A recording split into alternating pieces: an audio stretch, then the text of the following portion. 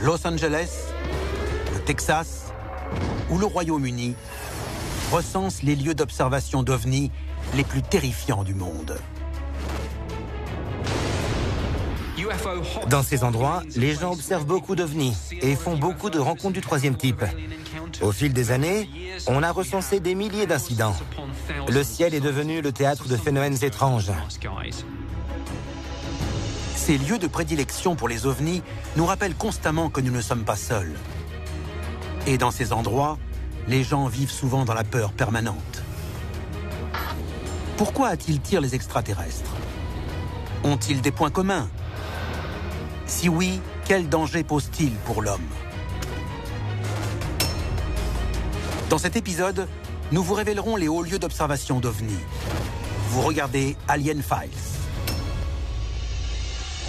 La machine est en marche. Des dossiers restés confidentiels pendant des décennies et décrivant des manifestations extraterrestres ont été rendus publics. Nous allons révéler le contenu de ces documents et découvrir ce que le gouvernement américain voulait cacher.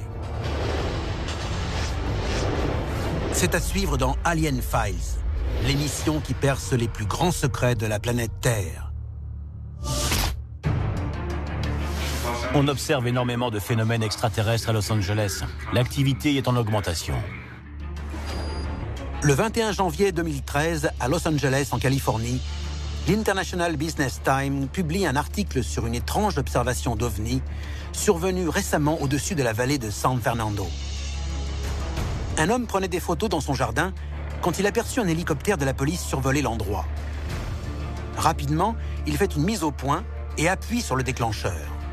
Plus tard, en regardant ces clichés, il remarque un petit objet très haut, au-dessus de l'hélicoptère. D'après des analyses, il s'agit d'un exemple typique de soucoupe volante. Cela fait des dizaines d'années que les habitants de la région de Los Angeles sont témoins d'un nombre ahurissant de phénomènes extraterrestres. Aucune autre ville américaine n'en recense autant. Nous sommes en 1992, au canyon de Topanga, dans le comté de Los Angeles. Une nuit, peu après minuit, la police reçoit l'appel paniqué d'un homme et de son ami arrêtés sur l'autoroute qui longe le Pacifique. L'homme affirme qu'il a vu un rayon de lumière descendre du ciel en direction de sa voiture et soulever le véhicule. Au bout d'un moment, la lumière s'est éteinte et la voiture est retombée au sol. Le couple est terrifié.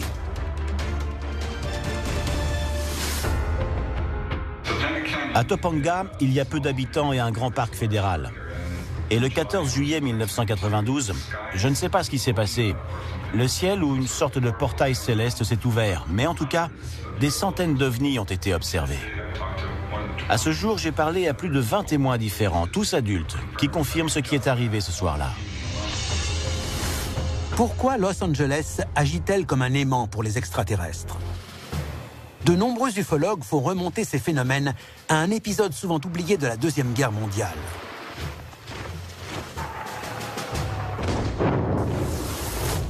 Dossier déclassifié, la bataille de Los Angeles. Le 24 février 1942, les États-Unis sont entrés en guerre depuis peu quand un aéronef non identifié apparaît soudainement dans le ciel étoilé de Los Angeles. Craignant une attaque des Japonais, les canons anti-aériens font feu.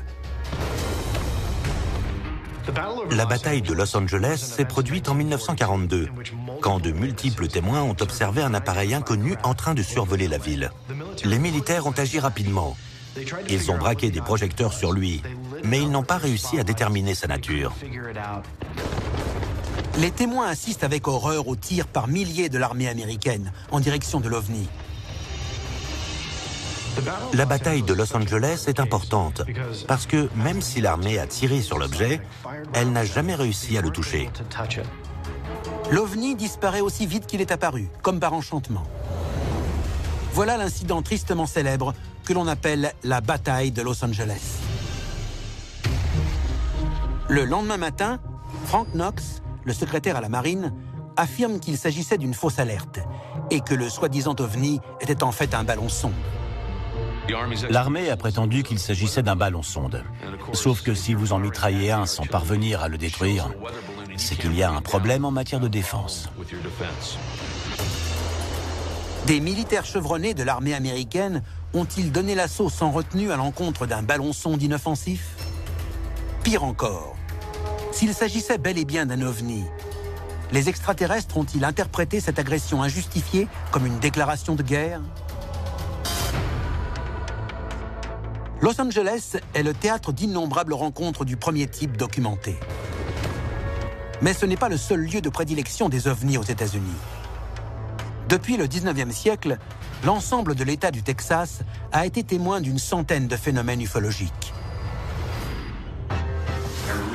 Je suis sûr et certain qu'il existe une espèce de base là-bas, à cause du nombre élevé d'incidents. C'est une région de prédilection pour les ovnis, un haut lieu. En 1897, à Aurora, au Texas, un vaisseau spatial s'écrase contre une éolienne, d'après le Dallas Morning News. Les citoyens de la ville, découvrant le cadavre d'un extraterrestre, l'enterrent au cimetière selon la tradition chrétienne. À ce jour, une stèle commémore encore l'événement. En 1951, à Lubbock, 3 professeurs de l'université Texas Tech photographient une flotte d'ovnis. L'incident devient connu sous le nom des Lumières de Lubbock. En 2008, à Stephenville, plus de 30 témoins, y compris des agents des forces de l'ordre, observent un ovni de 1500 mètres de diamètre dans le ciel, en pleine journée. Cette apparition est couverte par les médias du monde entier. Pourquoi l'État du Texas attire-t-il l'attention des extraterrestres à ce point?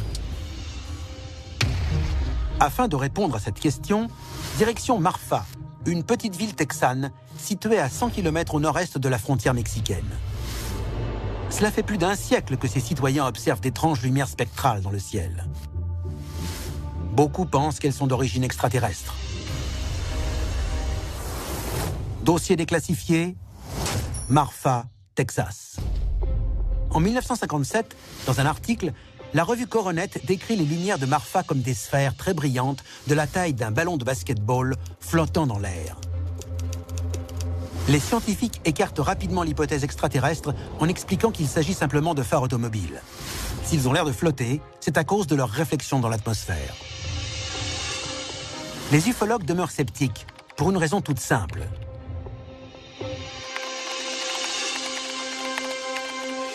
Ces lumières apparaissent à Mitchell Flat, une région connue pour son terrain accidenté et ses propriétés privées. Par conséquent, la circulation automobile ne peut pas être à l'origine de ces lumières énigmatiques. Pourquoi les autorités sont-elles si pressées de les expliquer par une anomalie atmosphérique? Y a-t-il un prix à payer pour cacher la présence massive d'extraterrestres dans le ciel texan? À vrai dire, il s'avère que c'est le cas. En 1980, à Dayton, Betty Cash et Vicky Landrum sont en voiture quand tout à coup, alors qu'il fait nuit, leur véhicule est illuminé par un rayon lumineux intense émanant du ciel. Et plus précisément, d'un vaisseau spatial. Sorti de nulle part, des hélicoptères militaires encerclent l'appareil, qui disparaît en un clin d'œil. Suite à l'incident, Cash et Landrum souffrent de graves brûlures, souvent signe d'une forte irradiation. Pourquoi les extraterrestres ont-ils attaqué 2 innocentes? Et comment se fait-il qu'un escadron d'hélicoptères soit sorti de nulle part, juste à temps? Le gouvernement américain était-il au courant de la présence d'OVNI? Pourquoi n'a-t-il pas alerté la population? En fait, une série de sinistres événements survenus 6 ans plus tôt suggère que l'alerte avait été donnée. Dossier déclassifié, l'objet de Corpus Christi. Le 24 août 1974, les radars de l'armée de l'air américaine détectent la présence d'un ovni en provenance du golfe du Mexique et filant en direction de Corpus Christi à la vitesse invraisemblable de 4000 km/h. Au même moment, un petit avion de ligne décolle d'El Paso pour se rendre à Mexico. Sans raison apparente, l'OVNI dévie soudainement de sa trajectoire et entre en collision avec l'avion au-dessus de Coyamé. L'armée localise les débris de l'avion, mais l'OVNI demeure introuvable. Non loin de là, l'équipe d'intervention découvre un véhicule de l'armée mexicaine avec les corps sans vie de 4 soldats. Ils ne présentent aucune blessure et apparemment n'ont pas eu recours à leurs armes. Cause officielle de la mort, asphyxie. La proximité entre Dayton et Corpus Christi a de quoi susciter l'inquiétude. À la périphérie de Corpus Christi se trouve une base de la Garde nationale aérienne des États-Unis. Dayton appartient à la région métropolitaine de Houston, où la NASA contrôle les missions de ses navettes spatiales. L'armée et l'exploration spatiale attirent-elles les ovnis? Au moment de l'incident de Dayton en 1980, la NASA préparait le lancement de sa première navette. Les ufologues pensent que les extraterrestres essaient de nous envoyer un message qui mettrait brutalement fin à toute mission spatiale supplémentaire. Maurice Chatelain, l'ancien directeur du système de communication à la NASA, a acquis une certaine notoriété au sein des ufologues parce qu'il a été le premier employé à parler des ovnis en public et à dire que la NASA était au courant de leur présence. C'était le plus grand secret de la NASA et Maurice Chatelain l'a exposé au grand jour. Si l'Amérique regorge de hauts lieux d'observation d'ovnis, elle n'est pas la seule. En 2008, le gouvernement britannique rend public des dizaines d'années d'observation d'objets volants non identifiés. Le volume d'informations est impressionnant. Entre les années 50 et la fin du projet OVNI mené par le gouvernement britannique, environ 12 000 apparitions d'OVNI ont fait l'objet d'enquêtes. Nick Pope travaillait au sein d'un service dédié aux ovnis appartenant au ministère de la Défense britannique. Jusqu'en 2013, année de sa fermeture, il a enquêté sur des incidents remontant jusqu'à la Deuxième Guerre mondiale. Il s'avère que beaucoup de ces rencontres du premier type sont imprévisibles et dangereuses. Les dossiers de l'aviation civile et du ministère de la Défense britannique font état de plusieurs cas où on a frôlé la collision entre un ovni et un avion. Un jour, un pilote a seulement eu le temps de dire « Attention, attention » avant que l'ovni ne le frôle à toute vitesse. Heureusement, la collision a été évitée et l'ovni a manqué l'avion de peu. En tout, on recense peut-être une demi-douzaine ou une douzaine d'incidents de ce type.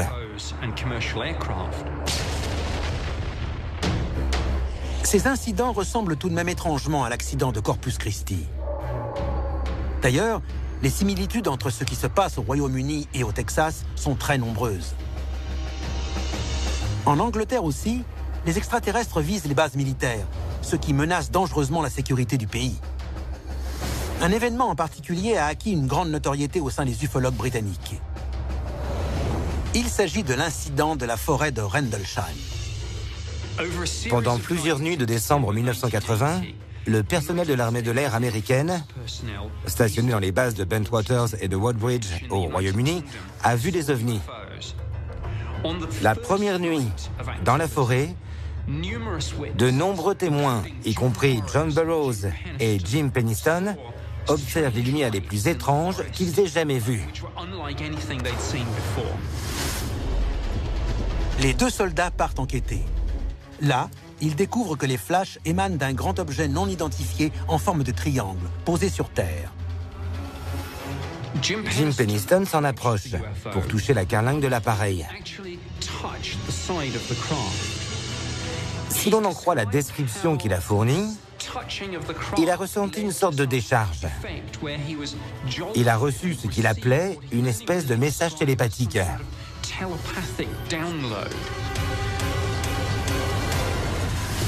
Plus tard, il a ressenti le besoin irrépressible d'inscrire dans un carnet des pages et des pages de 1 et de 0. Certains estiment que ces chiffres seraient un code binaire et beaucoup pensent qu'il s'agit en réalité d'un message.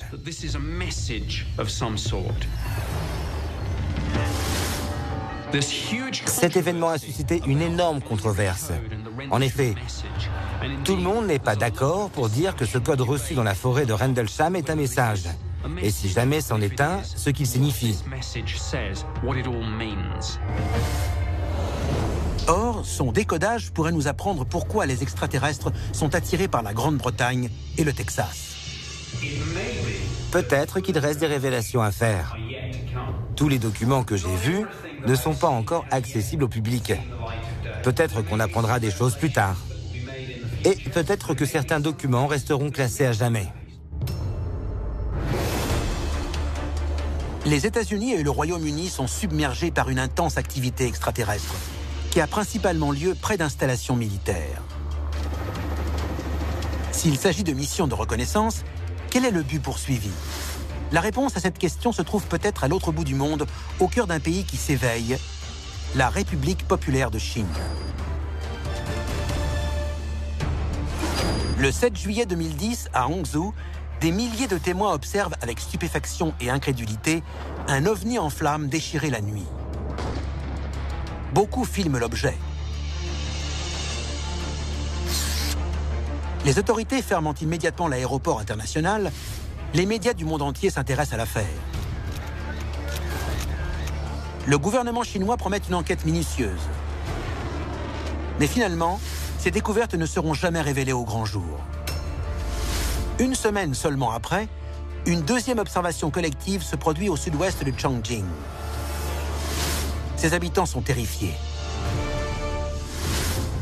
Le célèbre astronome chinois Wang Xichao étudie les phénomènes ufologiques en Chine depuis 40 ans.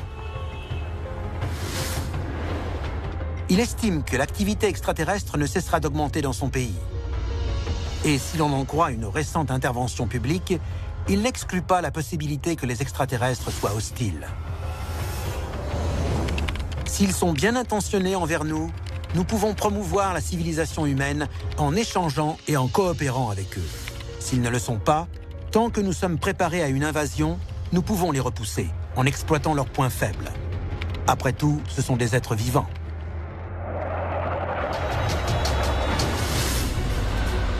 Les extraterrestres sont-ils en train d'étudier certains lieux dans le but de nous envahir? Et si nous sommes soudainement attaqués, serons-nous capables de nous défendre?